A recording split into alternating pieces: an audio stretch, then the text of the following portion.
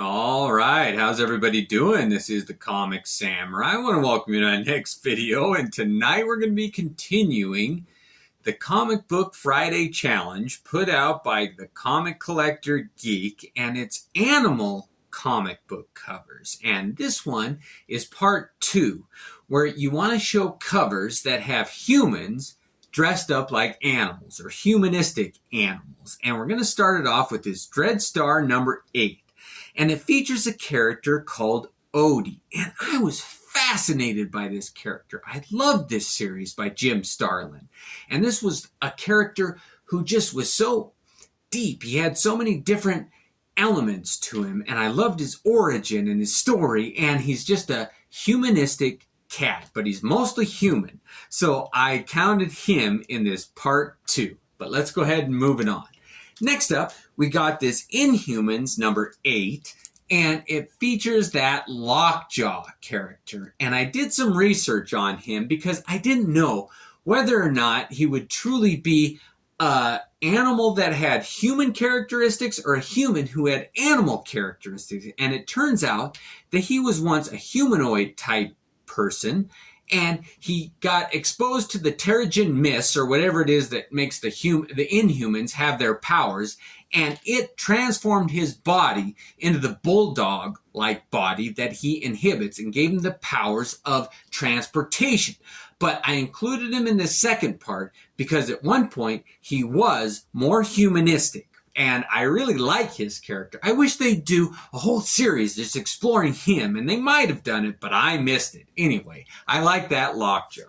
Next up, we got a very interesting series. It's called Oink, and this is Oink number 1, and it features a character who's kind of a pig-like, or a hog-like humanistic character, and it's a very post-apocalyptic Mad Max type series, and I really enjoyed this one. It's fully painted and the art is beautiful, and this Oink character, he really is just a fascinating, intriguing character, and if you get a chance to read this one, I highly recommend it. Next up, we got What the number 11, and it features a great cover of Wolverina. And it's supposed to be Wolverine's cousin, a spoof on Bruce Banner's cousin being She-Hulk. And it just plays off of that.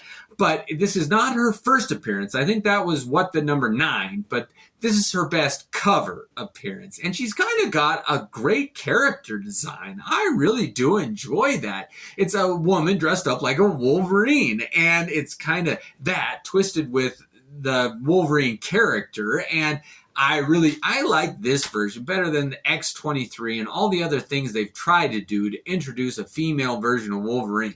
I mean, I know it was tongue-in-cheek, but I enjoyed it. She was a fun character. Next up, we got The Incredible Hulk number 341, and it's got a great cover by Todd McFarlane, and this man-beast, this Bull or something like that. This is not his first appearance, but he's on the cover here. And at one time he was a human that got transformed into this bull-like character. And he goes at it with the Hulk here, and it's just a great cover.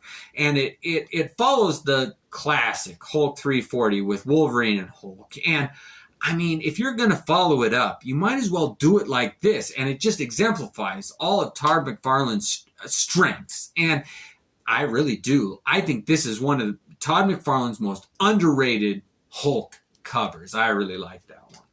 Next up, we got Thor number 332, and this is one where he actually fights Dracula and some of his minions, who are humans, but turn into bat-like creatures here. And I just like that idea of Thor versus Dracula. And it's a pretty well-written comic book. If you get this one, I think you'll enjoy it. I think it should get more attention. But anyway, it does feature some humanistic bats on the cover. Next up is Revenge number 3. And I think this is a different comic book. It's definitely twisted and gory and not for kids. But at one point, this main character puts the face of a dog over his, and it's a Doberman, and it's pretty dark and twisted, and Ian Churchill, I think, does the art, and it is a good one.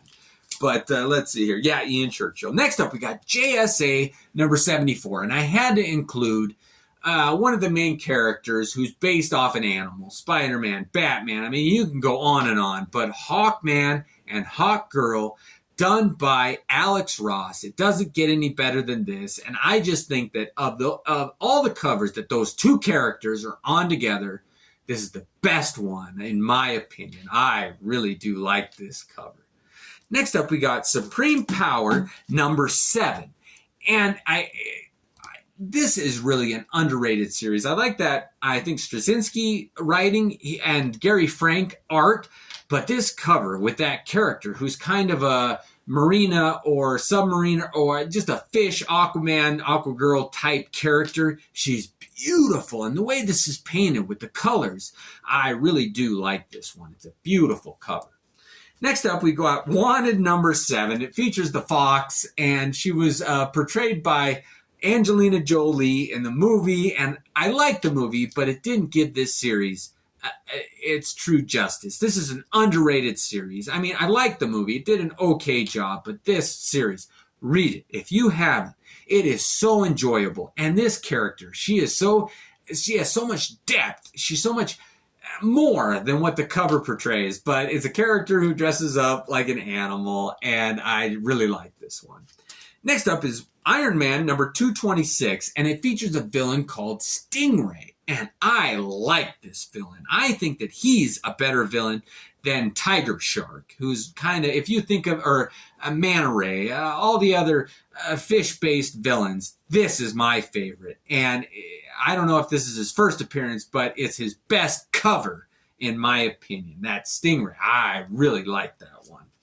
Next up is Jaguar God number 0. And Glenn Danzig and Frank Frazetta and Simon Bisley all teamed up for this comic book. It is a spectacular comic book. And this cover with that main Jaguar God, who's a kind of a psychopath who dresses up like a jaguar. I mean, you can't get more animal, man who dresses up like animal, than this one. Done by Frank Frazetta. I mean, it's a underrated cover right here, that's for sure. Okay, only a couple left, and this next one is Spider-Woman number 1, and it was done by Bart Sears. And you know, some people really dog on him and they don't like him, but I am a huge Bart Sears fan. If you're out there, keep doing what you're doing, man. Bart Sears is one of my favorite artists, and he does a rendering of almost all of the incarnations of Spider-Woman on this cover. You get all her different covers, costumes, and all the different characters who filled that role on this one cover. It's a beautiful cover. I really do like that one. All right, next up, we got The Mighty Magnor number 1 by Sergio Aragonés. And I'm going to have to open this one up. And I know I'm pushing the envelope a little bit, stretching the limits on humans who dress up like animals. But I think he dresses up a bit like a condor, my Magnor condor on this one. But I got to show it. This was one of the first fold-out covers where you take it and you open this flap on the front and you get this 3D image. I just think that that is a beautiful cover, and I wish they would do more stuff like this. I mean, I like a gimmick cover when it's done well, and it's fun to look at and fun to actuate, and you get to interact with it a little, and it's creative. I just had a lot of fun with this Mighty Magnor number 1, and he's kind of featured right there on the cover. And I thought, what a way to wrap it up! That there's no better way than with a fold-out cover.